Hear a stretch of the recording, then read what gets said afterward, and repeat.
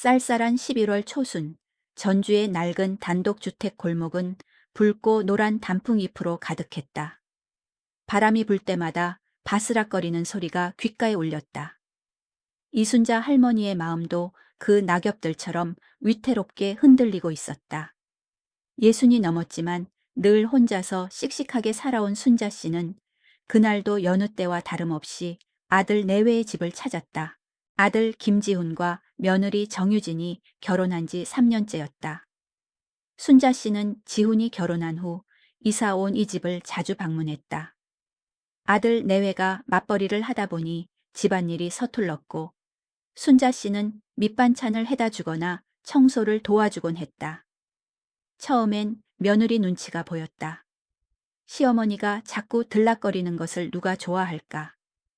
하지만 유진은 달랐다. 어머님, 저는 요리를 잘 못해서 너무 감사해요. 라며 오히려 반갑게 순자 씨를 맞았다.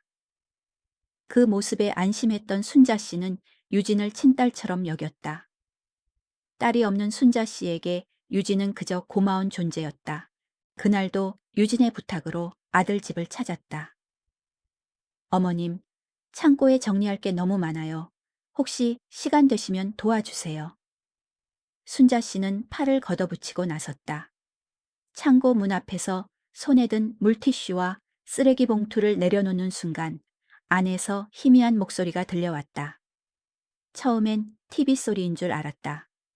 요즘 드라마들이 워낙 현실적이라 착각하는 경우가 많았다. 하지만 귀를 기울이자 분명 지훈과 유진의 목소리였다. 그것도 아주 진지하고 비밀스러운 톤으로 무언가를 상의하고 있었다. 순자 씨는 숨을 죽이고 귀를 기울였다. 심장이 쿵쾅거렸다. 마치 가슴을 짓누르는 듯한 불길한 예감이 스쳤다. 엄마 여행 보내고 나서 집부터 팔자. 전세금만 해도 2억이야. 유진의 목소리가 들려왔다. 순자 씨는 온몸에 힘이 빠져 창고 벽에 기대섰다. 다리가 후들거렸다. 유진의 목소리에는 흥분이 섞여 있었다. 통장 비밀번호는 어떻게 알아내지? 지훈이 불안한 듯 물었다. 걱정 마. 어머님 수첩에 다 적혀 있더라고. 생일, 전화번호, 은행 비밀번호까지. 진짜 노인네들은 뭐든 적어두더라. 유진이 비웃듯 웃었다. 그 웃음소리가 얼마나 차갑게 들리던지 순자 씨의 심장이 얼어붙는 것 같았다. 29년을 키운 내 아들이 3년을 한 집에서 살며 친딸처럼 여긴 며느리가 나를. 순자 씨의 머릿속은 하얗게 비었다. 29년 전 갓난아기였던 지훈을 가슴에 안고 밤새 젖을 먹이던 새벽들이 영화처럼 스쳐 지나갔다. 어린 지훈이 열병을 앓아 밤새도록 손을 잡아주며 간호했던 기억. 아들의 첫 걸음매 눈물 흘리며 기뻐했던 순간들까지. 그 모든 소중한 기억들이 한순간에 산산조각 나는 기분이었다. 그때 지훈의 목소리가 들려왔다. 약간의 걱정이 섞여 있었다. 그런데 만약 엄마가 돌아온다면? 순자 씨는 지훈의 목소리에서 양심의 작은 조각을 발견하고 아주 잠시 안도했다. 그러나 이어진 유진의 말은 순자 씨의 작은 희망마저 산산조각 냈다. 사고가 날 수도 있는 거잖아. 산에서 길을 잃는다든지 바다에서 실족한다든지. 유진의 목소리는 너무나 태연하고 잔인했다. 마치 다른 사람의 불행을 이야기하는 것처럼. 순자 씨는 온몸이 얼어붙는 느낌이었다. 더 무서운 것은 이어진 지훈의 대답이었다. 맞아. 그럼 보험금까지 받을 수 있겠네. 제가 낳아 기른 아들이 제 죽음을 돈으로 계산하고 있었다. 순자 씨는 숨을 쉴 수가 없었다. 손에 든 여행 가방이 떨어질 뻔했다. 이 여행이 아들 내외가 친절하게 준비해준 이 여행이 저를 영원히 보내버리기 위한 함정이었다는 것을 깨달은 순간 순자 씨의 세상은 무너져 내렸다. 그들은 제가 여행을 간다고 말한 그 기간을 이용해서 제 집과 재산을 모두 정리하고 잠적할 계획이었다. 그리고 만약 제가 정말로 사고를 당한다면 그것 또한 그들에게는 더 좋은 일이라고 생각하고 있었다. 창고 안에서 계속 들려오는 소리에 귀를 기울이니 그들의 계획이 얼마나 치밀한지 알 수 있었다. 어머님이 여행 가시면 바로 부동산 중개업소에 연락해. 집세 알아보고 매물로 내놓자. 어차피 어머님 명의니까 서명만 위조하면 돼.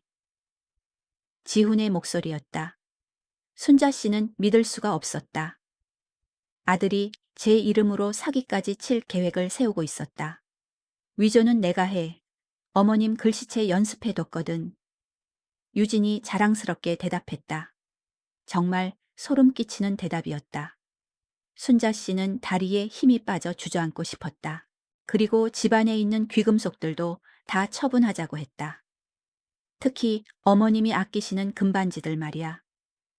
그들은 이미 제 집을 몇 번이나 뒤져봤다는 것을 순자 씨는 직감했다. 서재에 있는 도장들도 가져와야지. 은행에서 필요할 거야. 심지어 제 휴대폰까지 자신들이 관리하려 했다. 어머님 핸드폰도 우리가 관리하자. 여행지에서 연락 오면 적당히 둘러대고. 유진의 목소리가 점점 더 악랄해졌다. 만약 어머님이 예정보다 일찍 돌아오시면 지훈이 걱정스럽게 물었다. 그럴 리 없어. 내가 일주일짜리 패키지 여행으로 예약해뒀거든. 중간에 연락하고 싶어도 할 수 없게 만들었어. 유진이 차갑게 말했다. 그제야 순자 씨는 깨달았다. 유진이 어머님을 위해서 여행을 예약해 준다고 했을 때 그 진짜 의도가 무엇이었는지를 저를 일주일 동안 완전히 격리시켜서 그들이 원하는 대로 모든 것을 진행하려던 것이었다. 그때는 이미 늦었지. 집도 팔렸고 돈도 다 빼냈는데 뭘 어떻게 하겠어? 유진이 차갑게 웃었다. 그리고 우리는 이미 해외로 튈 예정이고 더 충격적인 것은 그 다음 대화였다. 사실 나는 처음부터 시어머니가 마음에 안 들었어. 맨날 우리 집에 와서 이것저것 간섭하고. 유진의 목소리였다. 순자 씨는 눈물이 핑 돌았다. 유진아, 그래도 엄마가 우리한테 잘해주시잖아. 지훈의 목소리에는 미약한 망설임이 있었다. 잘해주긴. 그냥 자기 만족이지. 우리가 원한 적 있어? 그리고 어차피 나중에는 다 우리 거 될 텐데 미리 가져가는 게 뭐가 나빠? 유진의 말에 지훈도 점점 동조하기 시작했다. 맞아. 어차피 엄마도 나이 많으시고 언젠가는 요양원에 가셔야 할 텐데. 요양원. 순자 씨는 아직 건강한데. 건강해 보이기만 하는 거야. 실제로는 치매 초기 증상도 있고. 유진이 거짓말을 하고 있었다. 순자 씨는 병원에서 정기 검진을 받고 있는데 아무런 문제가 없었다. 그들이 저를 치매 환자로 만들려고 했던 것이다. 순자 씨가 가끔 물건을 둔 곳을 잊어버리는 자연스러운 노화 현상을 이용해서 그 모든 대화를 들은 순자 씨는 다리에 힘이 풀려 주저앉고 말았다. 숨조차 제대로 쉴 수 없었다. 29년 동안 아낌없이 사랑을 주었던 아들, 친딸처럼 생각했던 며느리가 저를 이렇게 배신하다니. 이 고통스러운 현실을 어떻게 받아들여야 할까? 모든 것이 거짓이었다는 사실이 순자 씨의 가슴을 찢어 놓았다. 창고 문틈으로 새어나오는 그들의 목소리가 칼날이 되어 순자 씨의 심장을 후벼 파고 있었다. 하지만 순자 씨는 아직 몰랐다. 이것이 제가 미리 준비한 완벽한 함정의 시작이라는 것을. 창고 문 앞에서 주저앉아 겨우 몸을 일으킨 순자 씨는 아무 일 없었다는 듯 손에 든 쓰레기 봉투를 들고 집 밖으로 나왔다. 며느리 유진이 안에서 뭘 정리하는지 물었고 순자 씨는 그저 다음에 와서 마저 할게 라고 힘없이 대답했다. 유진은 순자 씨의 낯빛이 좋지 않은 것을 눈치챘는지 어머님 어디 아프세요? 피곤하시면 쉬세요 라고 걱정하는 척했다. 순자 씨는 그 목소리에서 더는 진심을 느낄 수 없었다. 그저 연기일 뿐이었다. 집으로 돌아오는 길, 순자 씨는 텅 빈 가슴을 안고 걸었다. 낙엽이 흩날리는 길을 걸으면서도 아무것도 보이지 않았다. 머릿속에는 오직 창고에서 들었던 그들의 대화만이 맴돌았다. 사고가 날 수도 있는 거잖아. 보험금까지 받을 수 있겠네. 그들의 목소리가 칼날이 되어 순자 씨의 심장을 찔렀다. 29년 동안 아낌없이 사랑을 주었던 아들. 그가 이렇게까지 변할 수 있을까? 집에 도착해 현관문을 열었을 때 순자 씨는 며칠 전 유진이 건네준 영양제 박스를 보았다. 어머님, 요즘 피곤해 보이시는데 이거 드시고 기운 내세요. 유진은 환하게 웃으며 영양제를 건넸었다. 순자 씨는 그 상냥한 미소에 속아 넘어갔다. 지금 생각해보니 그 영양제는 진정한 걱정에서 나온 것이 아니었다. 그들의 계획을 실행하기 전 순자 씨의 건강 상태를 더 자세히 파악하려는 사전 작업이었다. 모든 것이 달라 보였다. 모든 것이 의심스러웠다. 한 달 전부터 지훈과 유진의 태도가 조금씩 이상했었다. 평소보다 자주 안부를 물어보고 순자 씨의 건강에 유독 관심을 보였다. 어머님, 밤에 잠은 잘 주무세요? 혼자 사시기 힘드시죠? 처음에는 그저 철든 아들 내외가 된 줄 알고 기뻐했다. 하지만 이제는 알 수 있었다. 그들의 모든 친절은 계산된 행동이었다. 순자 씨의 정신 상태나 건강 상태를 파악해서 나중에 이용하려 했던 것이다. 특히 유진은 휴대폰 사용법을 가르쳐 준다며 순자 씨의 스마트폰을 자주 만졌다. 어머님, 요즘 스마트폰 기능이 많아서 어렵죠? 제가 설정해 드릴게요. 유진은 친절하게 말하며 순자 씨의 폰을 가져갔는데 1시간 넘게 뭔가를 만지작거렸다. 나중에 알고 보니 순자 씨의 폰에 위치 추적 앱을 설치하고 통화 내역까지 확인할 수 있게 해둔 것이었다. 순자 씨는 그 사실을 전혀 몰랐다. 그저 요즘 애들은 다 저렇게 척척해주는구나 하고 감탄하기만 했다. 은행 업무도 도와준다며 통장을 보자고 했다. 어머님, 요즘 보이스피싱 사기가 많다던데 통장 정리 좀 해드릴까요? 지훈이 말했다. 순자 씨는 괜찮다. 내가 알아서 할게 라고 거절했다. 하지만 지훈은 포기하지 않았다. 아니에요, 엄마. 요즘 은행 업무가 복잡해서 어르신들이 실수하기 쉬워요. 저희가 도와드릴게요.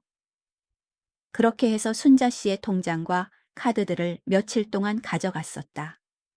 그때 그들이 순자 씨의 계좌 정보를 다 파악하고 복사까지 해두었을 것이다.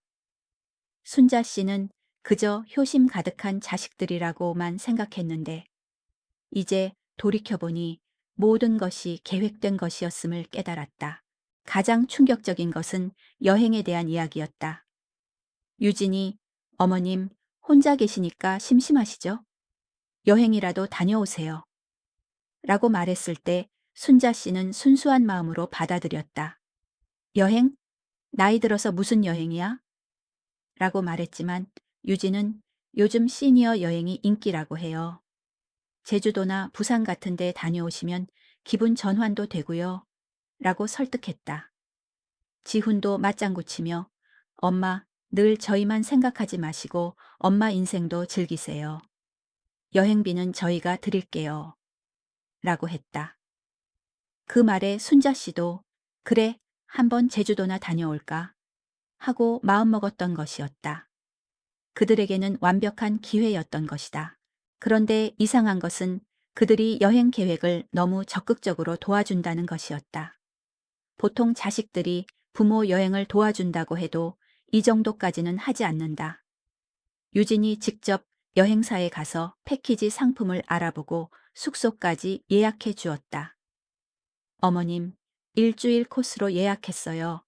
제주도 전체를 다 돌아보실 수 있게요. 순자 씨는 일주일이나 너무 길지 않냐고 물었지만 유진은 아니에요. 어차피 가시는 거 제대로 즐기고 오세요. 그리고 혼자 가시니까 안전한 곳으로만 골랐어요. 라고 말했다. 그때는 정말 고마웠다. 하지만 지금 생각해보니 그들이 순자 씨를 최대한 오래, 최대한 멀리 보내려고 했던 것이다. 제주도를 선택한 것도 육지에서 가장 멀고 중간에 돌아오기 어려운 곳이어서였을 것이다. 패키지 여행으로 예약한 것도 순자 씨가 마음대로 일정을 바꿀 수 없게 하려던 것이었다.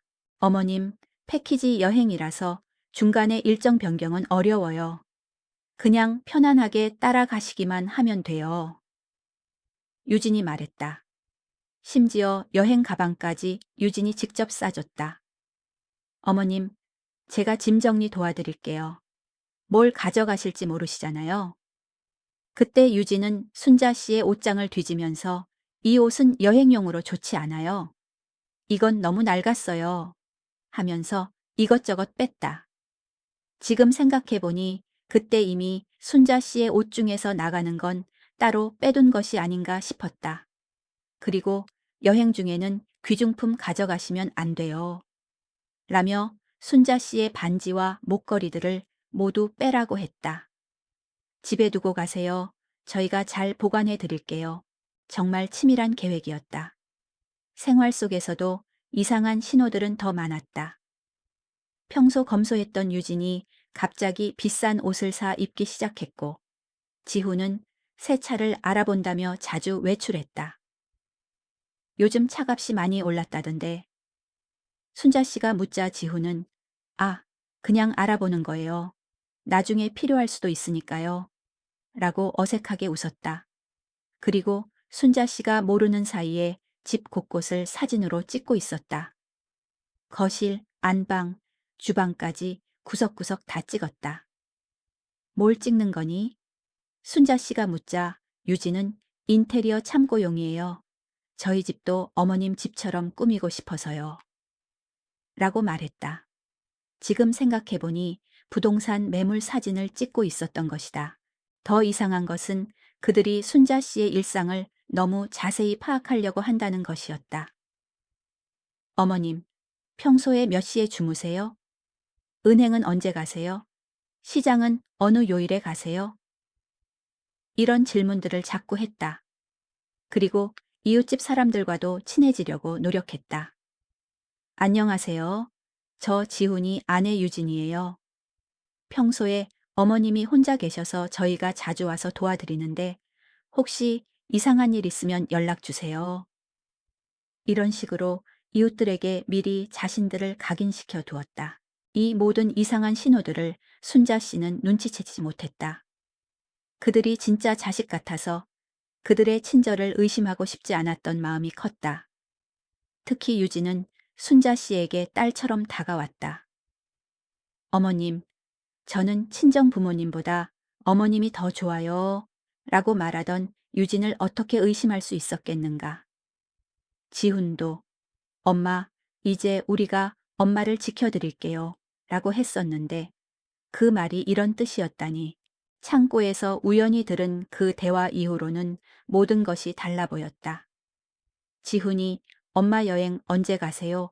라고 물을 때마다 소름이 돋았고 유진이 어머님 짐은 제가 싸드릴게요. 라고 할 때마다 무서웠다. 그들이 순자 씨의 여행 일정을 자꾸 물어보는 이유를 이제야 알 수 있었다. 정확한 날짜를 알아야 그들의 계획을 실행할 수 있으니까. 심지어 여행 중에 연락 자주 드릴게요.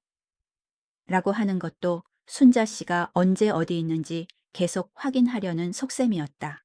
순자 씨는 속으로 벌벌 떨면서도 아무렇지 않은 척 연기해야 했다. 아직 정하지 못했어. 날씨 보고 결정할게. 라고 말하며 시간을 벌었다.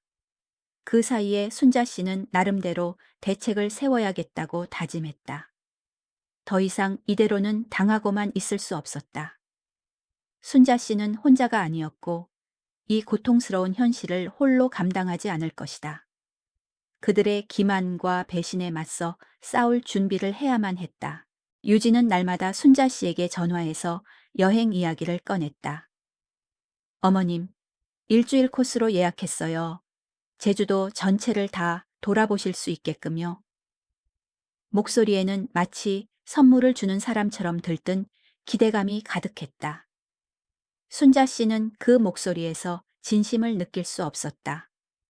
그저 순자 씨를 하루빨리 제주도로 보내려는 조급함만 느껴졌다.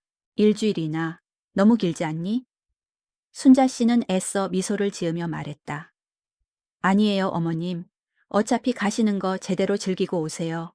혼자 가시니까 안전한 곳으로만 골랐어요. 유진은 마치 순자 씨를 위해 만반의 준비를 다 한 것처럼 말했다. 하지만 순자 씨는 이미 알고 있었다. 안전한 곳이라는 말은 사실 도중에 돌아올 수 없는 곳을 의미한다는 것을. 제대로 즐기라는 말은 그 시간 동안 우리가 모든 걸 정리할 수 있도록 오래 머물라는 의미였다. 며칠 후 유진은 순자 씨 집으로 찾아왔다. 어머님, 제가 짐 정리 도와드릴게요. 뭘 가져가실지 모르시잖아요. 유진은 순자 씨의 작은 캐리어를 가져와 침대 위에 펼쳤다. 그리고는 순자 씨의 옷장을 뒤지기 시작했다. 이 옷은 여행용으로 좋지 않아요. 이건 너무 낡았어요. 유진은 순자 씨가 아끼는 오래된 옷들을 꺼내며 거침없이 낡은 옷 더미에 던졌다. 순자 씨는 마음이 아팠다. 그 옷들 하나하나에는 순자 씨의 소중한 추억들이 깃들어 있었다. 유진은 능숙하게 옷들을 캐리어에 넣었다. 순자 씨는 그 모습에서 소름이 돋았다. 마치 남의 집 물건을 정리하는 것처럼 거침없고 무심한 손길이었다. 유진은 잠시 멈칫하더니 순자 씨의 화장대 쪽으로 시선을 돌렸다. 어머님, 여행 중에는 귀중품 가져가시면 안 돼요. 위험하니까 집에 두고 가세요. 그러더니 순자 씨가 늘 끼고 다니던 결혼 반지며 돌아가신 남편이 선물했던 목걸이까지 모두 빼라고 했다. 저희가 잘 보관해 드릴게요. 순자 씨는 유진의 말이 끝나기 무섭게 손가락에서 반지를 뺐다. 그리고 목걸이도 풀었다. 유진은 순자 씨의 손에서 귀금속을 받아들고는 흐뭇한 표정을 지었다. 그 표정은 마치 목표물을 얻은 사냥꾼의 표정과 같았다. 순자 씨는 속으로 울었다. 29년 동안 아낌없이 베풀었던 사랑이 이렇게 허무하게 무너져 내리는 것을 보며 순자 씨는 더 이상 지훈과 유진의 친절을 믿지 않기로 결심했다. 그들의 모든 행동은 계산된 것이었고 그 속에는 순자 씨를 향한 어떠한 진심도 없었다. 유진이 떠난 후 순자 씨는 한참 동안 그 자리에 서 있었다. 텅 빈 화장대 위에는 허전함만 가득했다. 하지만 순자 씨는 이제 슬퍼할 시간이 없다는 것을 알았다. 그들의 계획이 얼마나 치밀한지 알게 된 이상 순자 씨도 그에 맞설 준비를 해야 했다. 순자 씨는 며칠 동안 잠 못 이루며 고민했다. 경찰에 신고할까? 아니면 자식들에게 직접 이야기할까? 하지만 그들의 대화를 들은 이상 경찰에 신고해도 증거가 불충분할 수 있고 직접 이야기했다가는 오히려 역공을 당할 수도 있었다. 순자 씨는 오랜 고민 끝에 혼자 힘으로 이 문제를 해결하기로 결심했다. 아니, 혼자서는 안 된다. 믿을 수 있는 사람의 도움을 받아야만 했다. 순자 씨는 가장 먼저 변호사 사무실을 찾기로 했다. 순자 씨는 평소에 다니던 경로당 친구에게 물어물어 유명한 변호사 사무실을 알아냈다. 다음 날 아침 순자 씨는 조심스럽게 변호사 사무실을 방문했다. 변호사는 순자 씨의 이야기를 듣고 깜짝 놀라는 기색이었다. 자식분들이 그런 일을 계획했다니 정말 믿기지 않네요. 혹시 무슨 일이 있으신 건가요? 순자 씨는 변호사에게 창고에서 들었던 대화를 숨김없이 이야기했다. 그들의 모든 계획을, 그리고 자신의 불안감을 솔직하게 털어놓았다. 변호사는 순자 씨의 이야기를 들은 후 진지한 표정으로 말했다. 어머님, 증거가 없는 상태에서는 법적으로 해결하기가 어렵습니다. 하지만 미리 대비해 두는 것은 좋은 방법입니다. 변호사는 순자 씨에게 유언장 작성과 증여 재산의 법적 보호에 대해 설명했다. 순자 씨는 변호사의 도움을 받아 즉시 유언장을 작성했다. 만약 자신이 여행 중에 사고라도 당한다면 모든 재산을 지훈과 유진이 아닌 사회복지재단에 기부한다는 내용이었다. 그리고 또 한 가지 방법이 있습니다. 변호사가 말했다. 어머님이 여행을 떠나기 전에 모든 중요한 서류와 통장, 도장 등을 은행 대여금고에 맡겨 두시는 겁니다. 그러면 그들이 아무리 어머님의 서명을 위조하려 해도 소용이 없겠죠. 순자 씨는 변호사의 말에 고개를 끄덕였다. 이것이 그들의 계획을 무력화시킬 가장 좋은 방법이라고 생각했다. 변호사 사무실을 나온 순자 씨는 곧바로 은행으로 향했다. 순자 씨는 은행 대여금고에 중요한 서류들과 통장, 그리고 남편이 물려준 도장들을 모두 넣어두었다. 손에 든 가벼운 가방이 순자 씨의 마음을 무겁게 만들었다. 29년 동안 쌓아온 아들과의 정이 이렇게 허무하게 무너진다는 사실이 너무 아팠다. 하지만 순자 씨는 이제 더 이상 당하고만 있지 않겠다고 다짐했다. 집으로 돌아온 순자 씨는 며칠 동안 유진과 지훈이 했던 말들을 하나하나 곱씹었다. 그들의 모든 행동은 순자 씨의 재산을 노린 치밀한 계획이었다. 어머님, 혹시 모르니까 유언장도 써두세요. 유진이 말했을 때 순자 씨는 순진하게도 유진이 자신의 미래를 걱정해 주는 줄 알았다. 요즘은 건강한 사람들도 미리 써둔다고 해요. 지훈이 말했다. 이제 와서 생각해보니 그들의 말은 순자 씨가 여행지에서 사고를 당했을 때를 대비해서 미리 유언장을 써두게 하려던 속셈이었다. 결정적인 순간이 왔다. 순자 씨가 다음 주 화요일에 제주도로 떠날 거야.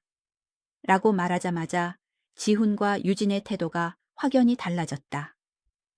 갑자기 친절해지더니 어머님, 짐은 가볍게 싸세요. 여행지에서는 신중하게 행동하세요. 같은 말들을 반복했다. 그들의 눈빛에는 순자 씨가 하루빨리 떠나기를 바라는 조급함이 역력했다. 특히 유진이 어머님, 혹시 여행 중에 연락이 안 되면 어떡하죠? 라고 물었을 때 순자 씨는 등골이 서늘했다. 그들이 순자 씨가 연락 두절이 되기를 바라고 있다는 것을 직감했다. 연락이 안 된다고? 왜 연락이 안 되겠어? 순자 씨가 되묻자 유진은 어색하게 웃으며 그냥 혹시 모르니까요. 제주도는 산도 많고 바다도 있어서 위험할 수 있잖아요. 라고 둘러댔다. 지훈도 엄마 폰 배터리가 빨리 닳으니까 충전기 꼭 챙기세요. 라고 했는데 이제 보니 그것 또한 순자 씨가 연락하지 못하게 하려는 속셈이었나 보다. 그리고 더 무서운 건 그들이 순자 씨의 여행 일정을 너무 자세히 알고 싶어 한다는 것이었다. 어머님, 첫날에는 어디 가세요? 둘째 날 일정은 뭐예요? 숙소 주소 좀 알려주세요. 유진은 마치 순자 씨의 일거수일투족을 감시하려는 것처럼 굴었다. 나중에 생각해보니 순자 씨의 행적을 정확히 파악해서 혹시라도 순자 씨가 중간에 돌아오려고 해도 미리 알 수 있게 하려던 것이다. 어머님, 여행 중에는 낯선 사람들과 너무 친하게 지내지 마세요. 요즘 여행지에서 사기당하는 경우가 많다던데요. 유진이 걱정하는 척 말했다. 겉으로는 걱정해 주는 것 같았지만 실제로는 순자 씨가 다른 사람들과 친해져서 혹시 도움을 요청할까봐 미리 차단하려는 의도였을 것이다. 혼자 다니시는 거니까 항상 조심하세요. 특히 밤에는 밖에 나가지 마시고요. 지훈도 덧붙였다. 순자 씨는 그들의 친절 속에 숨겨진 잔인함에 치가 떨렸다. 하지만 순자 씨는 이미 모든 것을 준비해 두었다. 이 여행은 그들에게 기회가 될 것이지만 동시에 순자 씨에게는 그들의 추악한 본성을 세상에 드러낼 수 있는 완벽한 함정이 될 것이다. 순자 씨는 조용히 미소 지었다. 그래, 내가 그렇게 만만한 사람이 아니라는 걸 보여주마. 여행 출발 전날 밤 순자 씨는 잠을 이룰 수 없었다. 침대에 누워 천장을 바라보며 계속 생각했다. 정말 내가 낳고 기른 아들이 나를 이렇게 배신할 수 있을까? 혹시 내가 잘못 들은 건 아닐까? 하지만 아무리 생각해봐도 그날 창고에서 들었던 대화는 너무나 생생하고 구체적이었다. 새벽 3시쯤 되어서야 겨우 잠이 들었지만 꿈에서도 지훈과 유진이 제 집을 뒤지고 있는 모습이 보였다. 그들이 제 옷장을 열어서 옷들을 쏟아내고 서랍을 뒤져서 통장을 찾고 심지어 제 침대 밑까지 뒤지는 꿈이었다. 아침에 일어나 마지막으로 집 안을 한 바퀴 돌아봤다. 이 집에서 지훈을 키우며 보낸 30년이 스쳐 지나갔다. 지훈이 처음 걸음마를 뗀 거실, 함께 밥을 먹던 주방, 열병을 앓을 때 간병했던 안방. 그 모든 기억들이 그들에 의해 더럽혀지고 있다는 생각에 정말 속이 쓰렸다. 지훈과 유진이 저를 공항까지 배웅 나왔다. 어머님, 조심히 다녀오세요. 연락 자주 드릴게요. 하면서 표면적으로는 효성스러운 모습을 연출했지만 순자 씨는 그들의 눈빛에서 조바심을 읽을 수 있었다. 빨리 제가 떠나기를 바라는 마음이 역력했기 때문이다.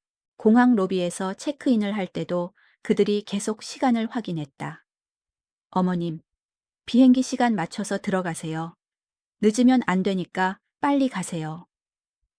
유진이 마지막으로 어머님, 폰 꺼뜨리시면 안 돼요. 저희가 걱정되거든요. 라고 했을 때 순자 씨는 속으로 비웃었다. 걱정은 무슨, 연락이 두절되기를 바라면서. 그리고 혹시 연락이 안 되면 호텔에 직접 전화할 수도 있으니까 호텔 이름도 꼭 기억해 두라고 했다. 하지만 순자 씨는 이미 모든 것을 알고 있었다. 보안 검색대를 통과하며 뒤돌아보니 지훈과 유진이 순자 씨가 완전히 사라질 때까지 지켜보고 있었다. 공항에서 그들과 헤어진 후 순자 씨는 제주도행 비행기에 몸을 맡겼다. 하지만 마음은 전혀 여행 기분이 아니었다. 제가 하늘을 나는 동안 그들이 제 집에서 무슨 짓을 하고 있을지 생각하니 정말 화가 났다. 비행기 안에서 창밖을 내다보며 마음속으로 다짐했다. 이제 진짜 전쟁이 시작이야. 내가 얼마나 만만한 사람인지 똑똑히 보여주마. 제주도에 도착해서 순자 씨가 첫 번째로 한 일은 휴대폰을 끄는 것이었다. 그들이 제 동선을 파악하지 못하게 하려고. 사실 순자 씨는 진짜 제주도 여행을 갈 생각이 전혀 없었다. 공항에서 체크인만 하고 실제로는 다른 항공편으로 서울로 돌아올 계획이었다. 하지만 만약을 위해서 제주도까지는 갔다. 그리고 첫날 밤만 호텔에서 보낸 후 다음 날 새벽 첫 비행기로 다시 서울로 돌아왔다. 그들이 제 휴대폰 위치를 추적할 수도 있으니 폰은 계속 제주도 호텔에 두고 왔다. 정말 치밀한 계획이었다. 그런데 순자 씨가 여행을 떠난 바로 그날, 정말 상상도 못할 일이 벌어지고 있었다. 지훈과 유진이 제 집 열쇠로 들어가 집안을 뒤지기 시작한 것이다. 나중에 이웃집 박미란 할머니에게 들은 이야기인데 그날 오후부터 순자 씨 집에서 이상한 소리가 계속 났다고 한다. 가구 옮기는 소리, 서랍 여닫는 소리, 심지어 전동 드릴 소리까지 밤늦게까지 계속됐다고 한다. 박 할머니는 순자 씨 여행 갔는데 누가 저러고 있나? 라고 의아해했지만 지훈이 미리 저희가 어머니 집 정리 좀 하겠다고 말해둔 터라 별로 의심하지 않았다고 한다. 하지만 워낙 눈치가 빠른 박 할머니라서 그래도 너무 시끄럽게 하네 라며 계속 지켜보고 있었다. 그래서 나중에 순자 씨가 돌아와 박 할머니에게 여쭤보니 그들이 무슨 짓을 했는지 자세히 알 수 있었다. 그들은 순자 씨 집에서 온갖 귀중품들을 찾아다녔다. 금반지, 목걸이, 현금, 심지어 순자 씨가 아껴두던 한복까지 모조리 가져갔다고 한다. 유진은 순자 씨의 화장대를 뒤져 비밀번호가 적힌 수첩을 찾아냈고 지훈은 순자 씨의 서재에서 각종 중요한 서류들을 뒤졌다. 그들이 가장 열심히 찾은 것은 순자 씨의 통장과 도장이었는데 다행히 그건 순자 씨가 미리 은행 대여금고에 숨겨둬서 찾지 못했을 것이다. 하지만 그들이 순자 씨 집에서 그런 짓을 하고 있다는 것을 상상만 해도 정말 분통이 터졌다. 박 할머니 말씀으로는 그들이 순자 씨의 침실까지 완전히 뒤져서 매트리스까지 들춰봤다고 한다. 돈이라도 숨겨둔 게 있나 보다 라고 생각하셨다고 한다. 그리고 부엌도 완전히 뒤져서 쌀통, 김치냉장고 안까지 다 뒤졌다고 한다. 혹시 순자 씨가 현금을 숨겨둔 곳이 있을까 봐서였을 것이다. 이틀째 되는 날, 그들은 본격적으로 부동산 업체를 불러들였다. 어머니가 집을 팔기로 하셨다며 시세를 알아보고 매물로 내놓기 시작한 것이다. 이웃들이 순자 씨가 집을 파신다고요? 라고 물으니 지훈이 뻔뻔하게 네. 어머니가 요양원에 들어가시기로 하셔서요. 혼자 사시기 힘드시다고 하시더라고요. 라고 거짓말을 했다고 한다. 그 말을 들은 이웃들이 얼마나 놀랐을지 상상이 갔다. 순자 씨는 아직 건강하고 혼자 생활하는데 전혀 문제가 없는데 갑자기 요양원에 들어간다니. 박 할머니가 순자 씨가 요양원에? 말도 안 돼. 며칠 전까지만 해도 혼자서 김치도 담그고 청소도 하시던데. 라고 하자 유진이 겉으로는 괜찮아 보이지만 사실은 치매 초기라서요. 라고 거짓말했다. 정말 치밀하고 무서운 사람들이었다. 심지어 가짜 진단서까지 만들어 뒀다고 한다. 나중에 안 일이지만 그들이 순자 씨의 이름으로 병원에 가서 어머니가 치매 검사를 받고 싶어 하신다며 가짜로 진료를 받고 진단서를 위조했던 것이다. 물론 그 진단서는 나중에 경찰 조사에서 위조라는 게 밝혀졌지만 그때만 해도 이웃들과 부동산 업체 사람들은 믿을 수밖에 없었을 것이다. 셋째 날에는 더욱 가관이었다. 유진이 순자 씨의 옷장을 모조리 뒤져서 괜찮은 옷들만 골라내더니 자기가 입을 수 있는 건 따로 빼놓고 나머지는 헌옷 수거함에 버렸다고 한다. 심지어 순자 씨가 돌아가신 남편의 제사 때마다 입던 검은 한복까지 가져갔다고 한다. 그 한복은 남편이 사준 것이라서 순자 씨에게 특별히 소중한 옷이었다. 그리고 지훈은 순자 씨의 책들과 사진들을 전부 쓰레기 봉투에 담아서 버렸다. 30년 동안 모아둔 가족 사진들, 지훈이 어릴 때 그렸던 그림들, 순자 씨가 아끼던 책들이 모두 쓰레기가 된 것이다. 박 할머니가 너무하다며 몇 장이라도 건져내려 했지만 이미 쓰레기차가 가져간 후였다고 한다. 순자 씨가 돌아오시면 얼마나 상심하실까라고 박 할머니가 걱정했다고 한다. 정말 그들은 순자 씨가 다시 돌아올 거라는 생각을 전혀 하지 않고 있었던 것이다. 더 가관인 건 그들이 순자 씨의 물건들을 버리면서도 값 나가는 건 따로 빼뒀다는 것이다.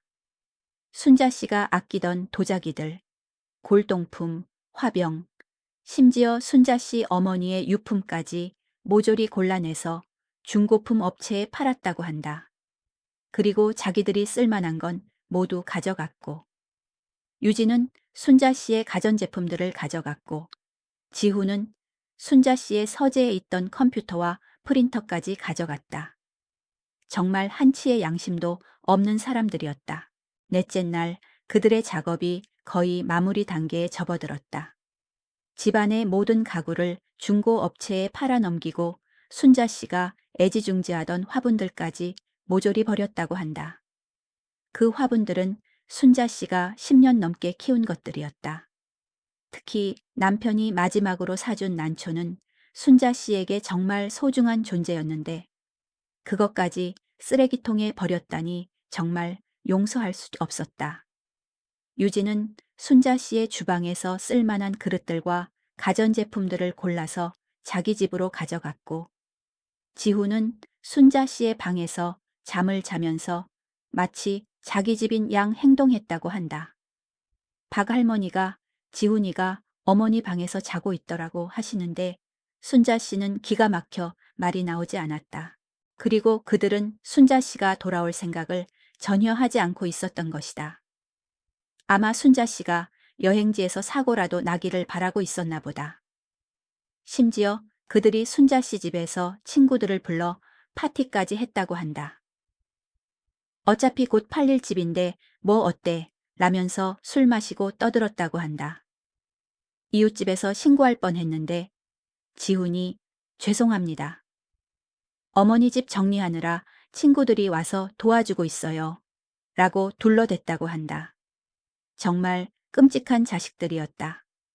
순자 씨가 30년 동안 정성스럽게 가꾼 집에서 그런 짓을 하다니. 그런데 바로 그날 밤 순자 씨가 준비해둔 비장의 카드가 발동됐다. 사실 순자 씨는 창고에서 그들의 대화를 들은 후부터 치밀하게 계획을 세워왔었다. 제가 여행을 간다고 했지만 실제로는 제주도에서 하루만 있다가 몰래 돌아와 친구 집에 숨어 있었다. 그리고 매일 밤마다 제 집 근처에서 그들이 무슨 짓을 하고 있는지 지켜보고 있었다. 심지어 휴대폰으로 사진과 동영상까지 찍어뒀다. 그들이 제 집에서 물건들을 훔쳐 나오는 모습, 부동산 업체 사람들과 이야기하는 모습, 심지어 쓰레기를 버리는 모습까지 모두 찍었다. 처음에는 떨리고 무서웠지만 점점 분노가 커지면서 오히려 냉정해졌다. 이 사람들이 나를 어떻게 생각하고 있는지 똑똑히 보자는 마음이었다. 그리고 순자 씨가 여행을 떠나기 전에 미리 해둔 일이 하나 더 있었다. 제 통장과 도장을 은행 대여금고에 맡겨둔 것은 물론이고 변호사 사무실에 가서 제 재산에 관한 모든 법적 조치를 취해뒀던 것이다. 만약 제가 일주일 내에 연락하지 않으면 즉시 경찰에 신고해 주세요. 라고 부탁했다. 그리고 만약 제가 정말로 사고를 당한다면 제 재산은 모두 자선단체에 기부되도록 유언장도 써뒀다. 지훈과 유진은 한 푼도 받을 수 없게 만들어 둔 것이다. 또한 순자 씨가 일주일 이상 연락 두절이 되면 자동으로 경찰에 신고가 들어가도록 시스템도 만들어뒀다. 변호사는 정말 완벽한 준비네요. 라고 감탄했다. 순자 씨도 처음에는 이렇게까지 해야 하나 싶었지만 그들의 대화를 들은 후로는 확신했다. 이 사람들은 정말로 위험한 사람들이라고. 다섯째 날 새벽 드디어 순자 씨가 움직일 때가 왔다. 지훈과 유진이 마지막으로 제 집에서 남은 물건들을 정리하고 있을 때 순자 씨는 조용히 뒷문으로 들어갔다. 집 안에 들어서는 순간 정말 충격을 받았다.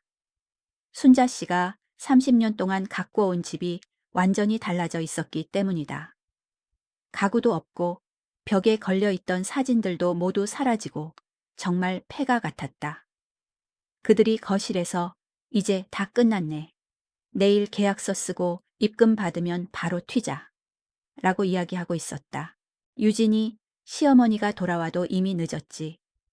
집도 팔렸고 물건도 다 없는데 뭘 어쩌겠어. 라고 웃으면서 말하는 것을 들었을 때 정말 분노가 치밀어 올랐다. 지훈도 이제 우리도 새로운 인생을 시작할 수 있겠네. 라고 했다. 하지만 순자 씨는 차분하게 제 계획을 실행에 옮겼다. 이순자 할머니는 낡은 리모컨을 손에 쥐고 있었다. 손가락 끝에 힘을 주어 텔레비전 전원 버튼을 눌렀다. 딸깍 하는 소리와 함께 거실의 어둠이 사라지고 밝은 빛이 순식간에 공간을 채웠다. 텔레비전 화면에는 인기 드라마의 재방송이 흘러나오고 있었다. 소리가 너무 컸다. 순자 씨는 천천히 소리를 줄였다.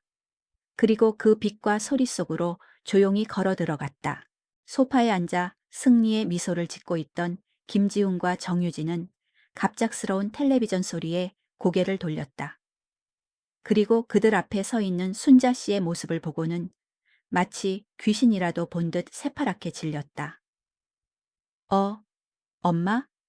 지훈이 더듬거리며 입을 열었다. 유진은 들고 있던 컵을 바닥에 떨어뜨렸다. 쨍그랑 하고 유리 조각이 바닥에 흩어졌다. 유진은 그 자리에 굳어버렸다. 엄마? 언제 오셨어요? 여행은요? 지훈이 소파에서 벌떡 일어나며 물었다. 그의 목소리에는 경악과 공포가 뒤섞여 있었다. 순자 씨는 아무 말 없이 차분하게 그들을 내려다 보았다. 마치 낯선 사람들을 대하듯. 그래, 내가 왔다. 순자 씨의 목소리는 평소와 다름없이 조용했지만 그 안에는 뼈아픈 차가움이 숨어 있었다. 너희들이 내 집에서 무슨 짓을 하고 있는지 다 봤어. 그 순간 지훈과 유진의 얼굴이 하얗게 변했다. 순자 씨는 품속에서 휴대폰을 꺼내 그들이 보란 듯이 화면을 켰다. 순자 씨가 찍어둔 사진과 동영상들이 재생됐다. 지훈과 유진이 순자 씨 집에서 물건을 훔쳐 나오는 모습, 부동산 업체 사람들과 이야기하는 모습, 심지어 순자 씨의 소중한 화분들을 쓰레기통에 버리는 모습까지 생생하게 담겨 있었다. 엄마, 이건 오해야. 지훈이 변명하려 했지만 순자 씨는 단호하게 그의 말을 잘랐다. 오해? 창고에서 너희들이 밧줄 이야기하면서 내 죽음을 바라는 말까지 하는 걸 내가 다 들었어. 이제 와서 무슨 오해야? 그 순간 유진의 얼굴이 완전히 변했다. 더 이상 착한 며느리 연기를 할 필요가 없다는 듯이 본색을 드러내기 시작했다. 그래요. 우리가 어머님 재산을 노렸어요. 그런데 어쩔 건데요? 이미 계약은 다 끝났고 어머님 물건들도 다 처분했는걸요. 유진은 뻔뻔한 태도로 순자 씨를 노려보며 말했다. 그 얼굴에는 조금의 죄책감도 보이지 않았다. 지훈도 유진의 말에 동조했다. 엄마, 미안하지만 이미 돌이킬 수 없어요. 우리도 빚이 많아서 어쩔 수 없었어요. 순자 씨는 그들의 뻔뻔함에 허수음이 나왔다. 계약? 무슨 계약? 순자 씨는 마치 3살 빼기 아이의 투정을 듣는 듯한 표정으로 말했다. 내가 서명하지 않은 계약이 어떻게 유효하겠니? 유진은 그 말에 당황한 듯 잠시 주춤했다. 어머님, 저희가 서명을 위조했다는 증거라도 있으세요? 유진은 마지막까지 순자 씨를 속일 수 있다고 생각하는 듯 했다. 하지만 순자 씨는 이미 모든 것을 준비해 두었다. 순자 씨는 품속에서 미리 변호사에게 받아둔 위조 서명에 대한 고발장을 꺼내 들었다. 너희가 내 이름으로 서명한 모든 서류들이 위조라는 걸 증명할 수 있는 자료들까지 완벽하게 갖춰져 있단다. 순자 씨의 말에 지훈과 유진의 얼굴이 창백해졌다. 그리고 너희들이 훔쳐간 내 물건들도 다 목록으로 정리해뒀다. 경찰서에 이미 신고했고 내일 아침에 수사가 시작될 거야. 순자 씨의 말 한마디 한마디는 그들의 심장에 꽂히는 비수와 같았다. 지훈이 그제서야 사태의 심각성을 깨달았는지 무릎을 꿇고 빌기 시작했다. 엄마, 잘못했어요. 다시 돌려드릴게요. 하지만 이미 늦었다. 다시 돌려준다고? 너희들이 버린 우리 가족 사진들은 어떻게 돌려줄 거니? 쓰레기차에 실려간 내 추억들은? 순자 씨의 목소리가 떨렸다. 분노 때문이 아니라 슬픔 때문이었다. 29년 동안 혼신을 다해 키운 아들이 3년 동안 딸처럼 여긴 며느리가 저를 이렇게 배신했다는 사실이 너무나 아팠다. 내가 너희들을 어떻게 키우고 사랑했는데 이렇게 배신을 하니? 유진도 울기 시작했지만 순자 씨는 그 눈물이 진짜인지 가짜인지 알 수 없었다. 이미 그들의 진짜 모습을 봤으니까. 순자 씨는 마지막으로 준비해둔 카드를 꺼내 들었다. 이 카드는 그들을 완전히 무너뜨릴 수 있는 유일한 방법이었다. 순자 씨는 잠시 멈춘 후 조용히 말했다. 사실 나는 너희들이 이런 짓을 할 줄 이미 알고 있었어. 왜냐하면 순자 씨는 지훈의 눈을 똑바로 쳐다보며 말했다. 너는 내 친아들이 아니거든. 지훈의 얼굴이 핏기 하나 없이 새하얗게 변했다. 뭐라고요? 유진도 충격에 휩싸여 말을 잇지 못했다. 내 아빠가 돌아가시기 전에 나한테 고백했어. 네가 사실은 네 아빠의 첫 번째 부인 아들이라고. 나는 너를 친아들인 줄 알고 29년을 키웠지만 사실 너한테는 내 재산에 대한 아무런 권리가 없어. 물론 이것은 순자 씨의 거짓말이었다. 하지만 그들에게 마지막 일격을 가하기 위해서였다. 유진이 그제서야 완전히 무너졌다. 그럼 우리가 이 모든 짓을 헛수고로 한 거예요? 지훈도 어쩔 줄 몰라 하며 엄마, 그럼 진짜 친아들은 누구예요? 라고 물었다. 순자 씨는 조용히 웃으며 그건 네가 알 필요 없어. 이제 당장 이 집에서 나가. 그리고 다신 내 앞에 나타나지 마. 라고 말했다. 그들은 서로를 원망하며 싸우기 시작했다. 네가 괜한 욕심을 부려서 이렇게 됐잖아. 내가 어머님 돈 노린 건 너도 마찬가지잖아. 보기 흉한 모습이었지만 순자 씨는 그들의 진짜 모습을 확인할 수 있어서 오히려 다행이라고 생각했다. 지금까지 그들이 순자 씨에게 보여준 모든 친절과 효성이 다 가짜였다는 것을 확실히 알 수 있었으니까 김지훈과 정유진이 서로에게 비난의 화살을 돌리며 싸우는 동안 이순자 할머니는 조용히 그들을 지켜보았다. 그들의 추악한 본성이 드러나는 모습을 보며 순자 씨는 마음이 아프면서도 동시에 홀가분함을 느꼈다.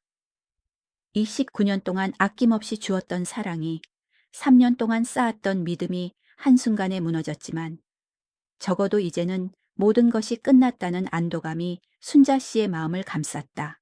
순자 씨는 즉시 경찰에 신고했다. 경찰이 도착했을 때 지훈과 유진은 아직도 서로를 탓하며 짐을 싸고 있었다. 그들은 경찰을 보고도 자신들의 행동이 범죄라는 것을 깨닫지 못하는 듯했다. 경찰관님, 이건 가정 내 문제예요. 저희가 어머니 집을 정리해 드리려고 했던 것 뿐이라고요. 유진이 뻔뻔하게 말했다. 하지만 순자 씨는 이미 모든 것을 준비해 두었다. 순자 씨는 경찰에게 미리 촬영해둔 동영상과 사진을 보여주었다.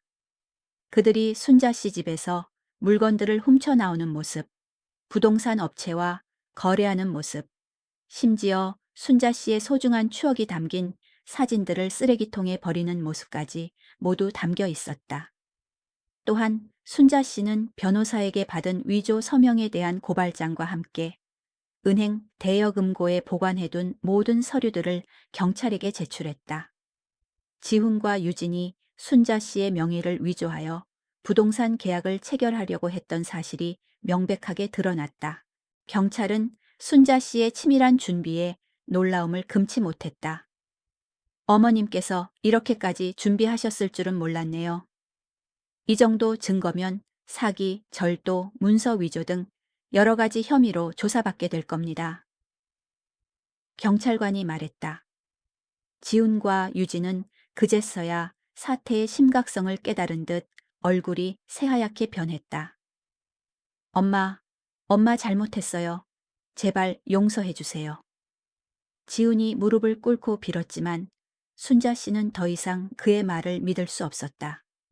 이미 그들의 진짜 모습을 보았기 때문이다. 경찰서에서 조사받을 때 그들이 보인 모습은 정말 한심했다. 지훈은 어머니를 위해서 한 일이라고 변명했고 유진은 시어머니가 치매라서 어쩔 수 없었다고 거짓말했다. 하지만 순자 씨가 촬영한 동영상과 녹음 파일이 있어서 그들의 거짓말은 모두 들통났다. 재판 과정에서 더 충격적인 사실들이 밝혀졌다. 그들이 순자 씨를 상대로 이런 계획을 세운 게 한두 달이 아니었다. 유진의 휴대폰에서 발견된 메시지들을 보니 작년부터 이미 시어머니 재산 정리 계획이라는 제목으로 체계적으로 준비해 온 것이 드러났다. 심지어 순자 씨가 혹시 의심할까봐 연기 연습까지 했다는 내용도 있었다. 오늘도 착한 며느리 연기 성공. 시어머니가 완전히 속았음. 이제 조금만 더 참으면 됨. 같은 메시지들을 보니 순자 씨는 정말 소름이 돋았다. 지훈도 마찬가지였다. 친구들에게 곧 큰돈 생길 예정이라며 자랑하고 다녔다. 어머니 집 팔면 최소 3억은 나올 거야. 그럼 우리도 집 살 수 있겠네. 이런 대화들이 모두 기록으로 남아 있었다. 가장 충격적이었던 것은 그들이 만약의 사태에 대비해서 순자 씨의 사고사 시나리오까지 만들어 뒀다는 것이다. 물론 직접적으로 해치려는 것은 아니었지만 순자 씨가 여행지에서 실제로 사고를 당한다면 어떻게 대응할 것인지까지 계획해뒀다. 시어머니가 제주도에서 실족사했다고 하면 됨. 장례식은 간소하게 치르고 빨리 재산 정리, 보험금도 챙기고 해외로 도피. 이런 내용이었다. 정말 치밀하고 무서운 사람들이었다. 이런 자식들을 29년 동안 가슴에 품고 살았다니 생각만 해도 등골이 서늘했다. 더 놀라운 것은 그들이 이런 계획을 세우면서도 평소에는 순자 씨에게 너무나 자연스럽게 착한 척을 했다는 것이다. 정말 타고난 사기꾼들이었다. 만약 순자 씨가 우연히 창고에서 그 대화를 듣지 못했다면 순자 씨는 정말로 그들의 계획대로 당했을 것이다. 재판에서 그들의 변호사가 가정 내 문제라며 선처를 호소했지만 판사님은 계획적이고 악질적인 범죄라며 중형을 선고했다. 결국 지훈은 징역 3년, 유진은 징역 2년을 선고받았다. 그들이 훔쳐간 물건들도 대부분 되찾을 수 있었고 부동산 계약도 무효 처리됐다. 하지만 순자 씨가 잃은 것은 물질적인 것만이 아니었다. 29년 동안 쌓아온 모정, 3년 동안 며느리에게 베풀었던 사랑, 그리고 가족에 대한 믿음까지 모든 것을 잃었다. 특히 순자 씨가 지훈에게 마지막에 했던 거짓말 때문에 마음이 무거웠다. 친아들이 아니라고 한 것은 사실이 아니었다. 지훈은 분명 순자 씨가 낳아 기른 친아들이었다. 하지만 그런 거짓말이라도 해야 그들을 완전히 무너뜨릴 수 있었다. 그들이 순자 씨를 속인 것처럼 순자 씨도 한 번은 속여줘야겠다는 생각이었다. 물론 지금은 그 거짓말을 후회하고 있다. 아무리 그들이 나쁜 짓을 했다고 해도 거짓말로 상처를 주는 것은 옳지 않았다. 지금은 혼자서 조용히 살고 있다. 지훈과 유진이 감옥에서 나온 후에도 연락을 시도해봤지만 순자 씨는 받지 않았다. 한 번 깨진 신뢰는 다시 회복하기 어렵기 때문이다. 하지만 완전히 마음의 문을 닫은 것은 아니다. 언젠가 그들이 진정으로 반성하고 변화한다면 그때는 다시 생각해 볼 수도 있겠지. 지금 당장은 아니지만. 오히려 이 일을 통해서 순자 씨는 자신이 얼마나 강한 사람인지 깨달았다. 혼자서도 충분히 잘 살 수 있고 누구에게 의존하지 않아도 된다는 자신감을 얻었다. 그리고 무엇보다 중요한 것은 순자 씨와 같은 일을 당하는 다른 어르신들에게 조금이라도 도움이 되고 싶다는 마음이 생겼다. 그들이 떠난 후 순자 씨의 집은 고요해졌다. 하지만 그 고요함 속에는 30년간의 삶의 흔적이 사라진 공허함이 깊게 배어 있었다. 순자 씨는 빈 거실에 멍하니 앉아 있었다. 벽에 걸려있던 가족 사진은 사라졌고 소파와 식탁도 없었다. 마치 폭풍이 휩쓸고 간 자리 같았다. 순자 씨는 손으로 바닥을 쓸었다. 먼지 한 줌이 손가락에 묻어났다. 그들에게는 이 모든 것이 돈이 될 물건에 불과했겠지만 순자 씨에게는 삶의 일부였다. 순자 씨는 텅 빈 집을 천천히 걸었다. 지훈의 방에 들어서자 깨끗하게 정리된 방이 오히려 순자 씨의 가슴을 아프게 했다. 어릴 적 지훈이 그린 그림들, 초등학교 때 받아온 상장들, 사춘기 시절의 낙서들까지 모두 사라졌다. 순자 씨는 책상 위에 놓여있던 지훈의 어린 시절 사진을 집어들었다. 환하게 웃고 있는 아들의 얼굴을 보며 순자 씨는 눈물을 참을 수 없었다. 이 아이가 정말 그런 짓을 한 걸까? 순자 씨는 믿을 수 없었다. 하지만 휴대폰 속의 영상과 사진들은 명백한 증거였다. 다음 날 아침 순자 씨는 경찰서로 향했다. 변호사와 함께 제출한 증거 자료들은 그들의 죄를 입증하기에 충분했다. 지훈과 유진은 경찰 조사에서도 뻔뻔하게 거짓말을 계속했다. 어머니를 위해서 한 일입니다. 어머니가 치매가 있으셔서 재산을 관리하기 힘들어 하셔서요. 지훈은 말했다. 유진도 저희가 어머니를 요양원에 모시려고 했던 것뿐이에요. 라고 둘러댔다. 하지만 순자 씨가 찍어둔 동영상에는 그들이 집 팔면 해외로 튀자고 이야기하는 내용이 생생하게 담겨 있었다. 경찰 조사 과정에서 더 충격적인 사실들이 드러났다. 유진의 휴대폰에서 발견된 문자 메시지들은 그들의 계획이 얼마나 치밀하고 악랄했는지 보여주었다. 작년부터 이미 어머님 재산 정리 계획이라는 제목으로 단계별로 계획을 세워왔다. 통장 정보 알아내기, 부동산 시세 조사, 어머님 휴대폰 위치 추적 앱 설치 등등. 마치 회사의 프로젝트 계획서 같았다. 가장 순자 씨의 가슴을 찢어 놓은 것은 유진이 친구에게 보낸 메시지였다. 오늘도 착한 며느리 연기 성공. 시어머니가 완전히 속았음. 이제 조금만 더 참으면 됨. 순자 씨는 그 메시지를 보고 온몸의 피가 식는 듯한 충격을 받았다. 친딸처럼 여겼던 유진의 행동이 모두 계산된 연기였다는 것을 알게 된 순간 순자 씨는 말로 표현할 수 없는 배신감을 느꼈다. 지훈 역시 마찬가지였다.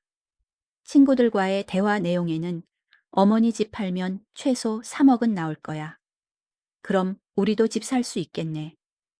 같은 내용이 있었다. 순자 씨는 자신의 아들이 자신을 그저 돈벌이 수단으로 생각했다는 사실에 절망했다. 더 나아가 그들은 만약의 사태에 대비해 순자 씨의 사고사 시나리오까지 만들어 두었다.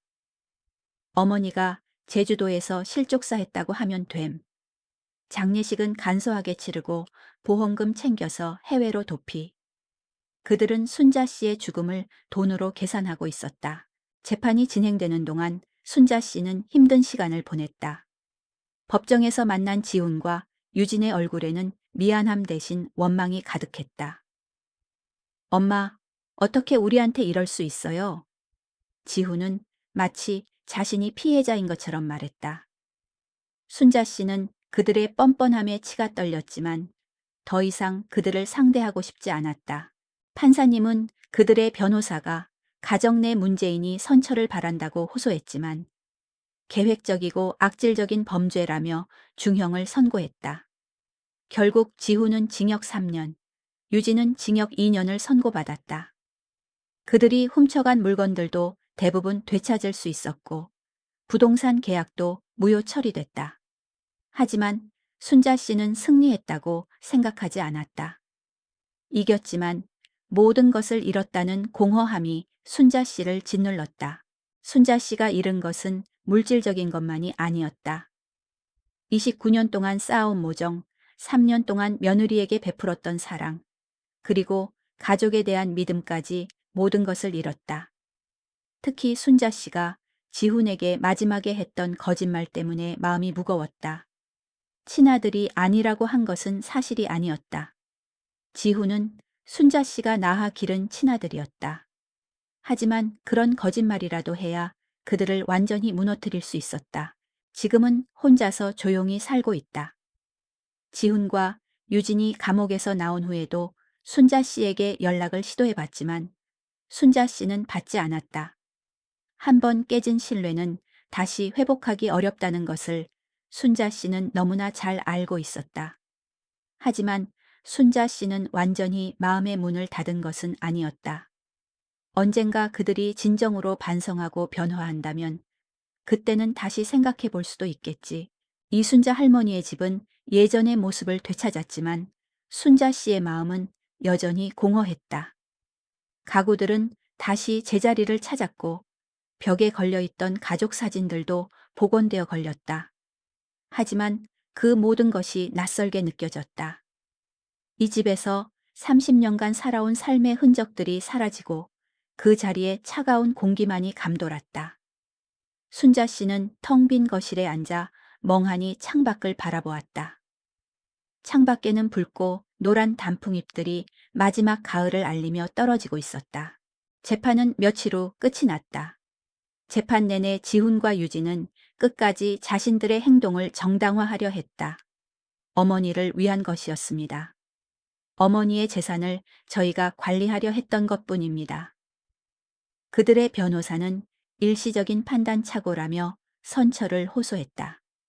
하지만 순자 씨가 제출한 증거들은 너무나 명백했다. 휴대폰 속의 녹음 파일, 동영상, 그리고 유진의 휴대폰에서 발견된 계획서까지. 모든 것이 그들의 계획적인 범죄를 증명하고 있었다. 특히 그들이 순자 씨의 사고사 시나리오를 계획했다는 사실이 밝혀졌을 때 법정은 술렁였다. 그들이 얼마나 치밀하고 악랄했는지 모두가 알 수 있었다. 지훈과 유진은 그제서야 모든 것을 포기한 듯 고개를 숙였다. 판사님은 그들의 변호사가 가정 내 문제라고 주장하는 것에 대해 가족이라는 관계를 악용하여 재산을 가로채고 피해자의 생명까지 위협하려 한 악질적인 범죄라고 단정하며 중형을 선고했다. 결국 지훈은 징역 3년, 유진은 징역 2년을 선고받았다. 그들의 죄는 사기, 절도, 문서 위조 등 여러 가지였다. 순자 씨의 집은 다시 순자 씨의 소유로 돌아왔고 그들이 훔쳐간 물건들도 대부분 되찾을 수 있었다. 하지만 순자 씨는 승리했다고 생각하지 않았다. 재판이 끝난 후 순자 씨는 오히려 더 큰 공허함에 휩싸였다. 이겼지만 모든 것을 잃었다는 느낌이었다. 집으로 돌아온 순자 씨는 며칠 동안 아무것도 할 수 없었다. 밥도 먹히지 않았고 잠도 오지 않았다. 밤마다 꿈속에서 지훈과 유진이 나타나 순자 씨의 집을 뒤지는 악몽을 꾸었다. 그들의 차가운 웃음소리가 순자 씨의 귓가에 맴돌았다. 순자 씨는 혼자서 이 모든 고통을 감당해야 했다. 이웃집 박미란 할머니가 순자 씨를 찾아와 위로해 주었지만 순자 씨의 마음은 여전히 닫혀 있었다. 순자 씨, 얼마나 힘드세요? 그래도 잘 이겨내셨어요. 정말 대단하세요. 박 할머니는 순자 씨의 손을 꼭 잡고 말했다. 하지만 순자 씨는 대답할 수 없었다. 이 모든 고통을 혼자 감당해야 한다는 사실이 순자 씨를 짓눌렀다. 29년 동안 쌓아온 아들과의 정기, 3년 동안 며느리에게 베풀었던 사랑이 이렇게 허무하게 무너져 내렸다는 사실이 순자 씨의 가슴을 찢어 놓았다. 순자 씨는 지훈이 어릴 때 그린 그림들을 쓰레기통에서 꺼내 복원했다. 지훈이 초등학교 때 받아온 상장들도 다시 찾아와 액자에 넣었다. 하지만 그 모든 것들이 예전처럼 따뜻하게 느껴지지 않았다. 그저 차갑고 낯설게 느껴질 뿐이었다. 순자 씨는 자신이 29년 동안 아들 지훈을 키우며 얼마나 많은 사랑과 희생을 바쳤는지 생각했다. 하지만 그 모든 것이 헛된 것이었다는 사실에 순자 씨는 절망했다. 가장 아팠던 것은 순자 씨가 지훈에게 마지막에 했던 거짓말이었다. 너는 내 친아들이 아니거든. 그 거짓말 한마디가 지훈의 영혼을 찢어 놓았다는 것을 순자 씨는 알고 있었다. 순자 씨는 그 거짓말을 후회했다. 아무리 그들이 나쁜 짓을 했다고 해도 순자 씨는 그들과 똑같은 사람이 되고 싶지 않았다. 순자 씨는 자신이 지훈에게 주었던 사랑만큼이나 큰 상처를 주었다는 사실에 괴로워했다. 며칠 후 순자 씨는 변호사 사무실에 다시 찾아갔다. 변호사님, 제가 했던 거짓말을 취소하고 싶어요. 지훈이는 제 친아들이 맞아요. 제가 잘못 말했어요. 순자 씨가 말했다. 변호사는 순자 씨의 마음을 이해하는 듯 고개를 끄덕였다. 어머님, 지훈 씨는 이미 모든 것을 잃었습니다. 친아들이 아니라는 사실까지 알게 되면 정말로 무너질 겁니다. 어머님께서 진실을 말씀하시는 것이 지훈 씨에게는 더 큰 고통이 될 수 있습니다. 변호사의 말에 순자 씨는 깊은 한숨을 쉬었다. 순자 씨는 이 모든 고통을 감당해야만 했다. 가족을 잃었고, 믿음을 잃었고, 사랑을 잃었다. 재판에서 승리했지만 순자 씨는 모든 것을 잃은 패배자와 같았다.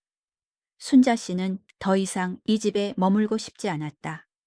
이 집에는 너무나 많은 슬픈 기억들이 깃들어 있었다. 순자 씨는 집을 팔기로 결심했다. 이 집을 팔고 낯선 곳으로 떠나고 싶었다. 아무도 순자 씨를 모르는 곳에서 새로운 삶을 시작하고 싶었다. 하지만 순자 씨는 곧 깨달았다. 어디를 가든 이 고통은 순자 씨를 따라다닐 것이라는 것을. 순자 씨는 이 고통과 함께 살아가야 했다. 순자 씨는 이 고통을 혼자서 감당할 수 없었다. 순자 씨는 예전에 변호사에게 상담을 받으러 갔던 것처럼 심리상담센터를 찾아갔다. 상담사는 순자 씨의 이야기를 듣고 순자 씨의 감정을 이해해 주었다.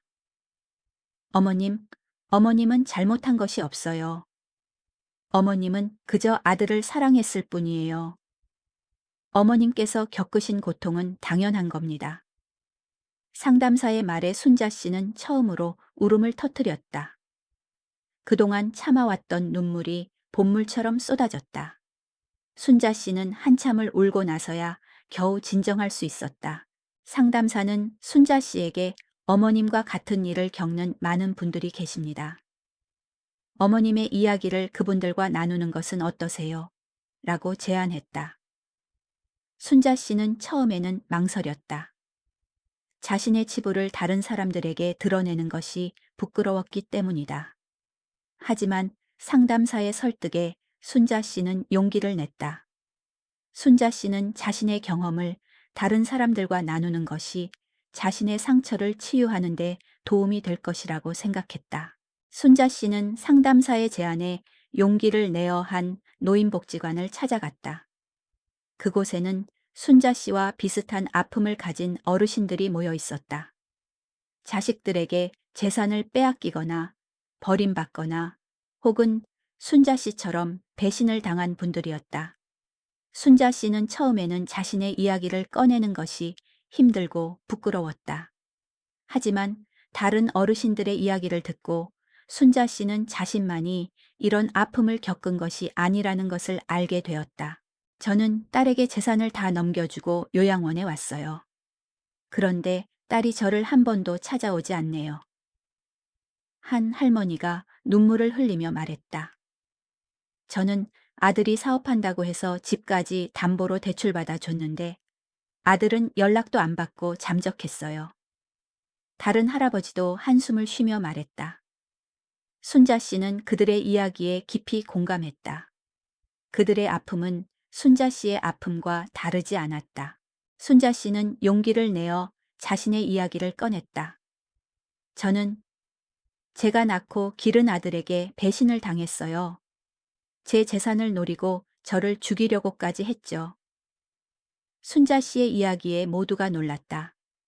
하지만 순자 씨는 담담하게 그들의 모든 계획을 이야기했다. 여행을 보내서 저를 죽이려고 했고, 제 집을 팔려고 했고, 제 명의를 위조하려고 했어요. 하지만 제가 미리 준비해서 그들의 계획을 막았죠. 순자 씨의 이야기는 모두에게 큰 충격과 동시에 용기를 주었다. 어떻게 그렇게 침착하게 대처하실 수 있었어요? 한 할머니가 물었다. 순자 씨는 처음에는 너무 무섭고 힘들었어요. 하지만 자식에게 당하고만 있을 수는 없다는 생각이 들었어요. 제가 사랑했던 만큼 저를 배신했으니 저도 제 자신을 지켜야 한다고 생각했어요. 라고 말했다. 순자 씨의 이야기는 노인복지관 어르신들에게 큰 힘이 되었다. 그들은 순자 씨를 용감한 어머님이라고 부르며 존경했다. 순자 씨는 자신의 아픔이 다른 사람들에게 위로와 용기를 줄 수 있다는 사실에 놀랐다. 순자 씨는 그들을 돕고 싶다는 마음이 들었다. 순자 씨는 자신의 경험을 바탕으로 어르신들에게 법률적인 조언을 해주고 심리 상담을 받을 수 있도록 도와주었다. 순자 씨는 변호사 사무실과 연계하여 노인들을 위한 무료 법률 상담을 주선했다. 순자 씨는 변호사에게 변호사님, 제가 겪은 일처럼 자식들에게 배신당하는 어르신들이 많아요. 그분들을 도와주세요. 라고 부탁했다. 변호사는 순자 씨의 진심에 감동하여 무료 법률 상담을 해주기로 했다. 순자 씨는 노인복지관에 찾아오는 어르신들에게 제가 아는 변호사님이 무료로 상담을 해주신대요. 혼자 힘들어하지 마시고 가서 상담 받아보세요. 라고 말했다. 순자 씨는 노인복지관의 봉사자가 되었다. 순자 씨는 어르신들의 이야기를 들어주고 위로해주고 함께 울고 웃었다. 순자 씨는 그들과 함께 시간을 보내면서 자신이 얼마나 외로웠는지 깨달았다.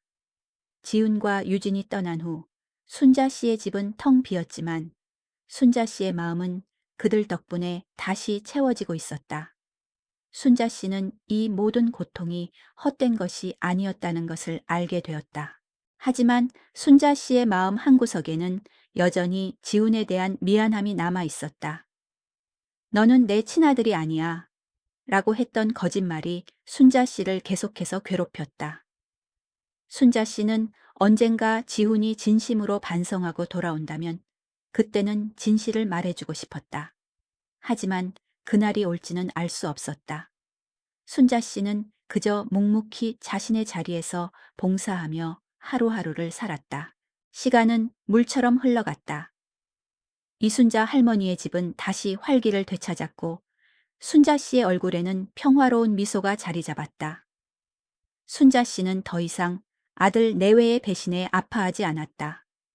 대신 노인복지관에서 만난 새로운 가족들과 함께하는 삶에 감사했다.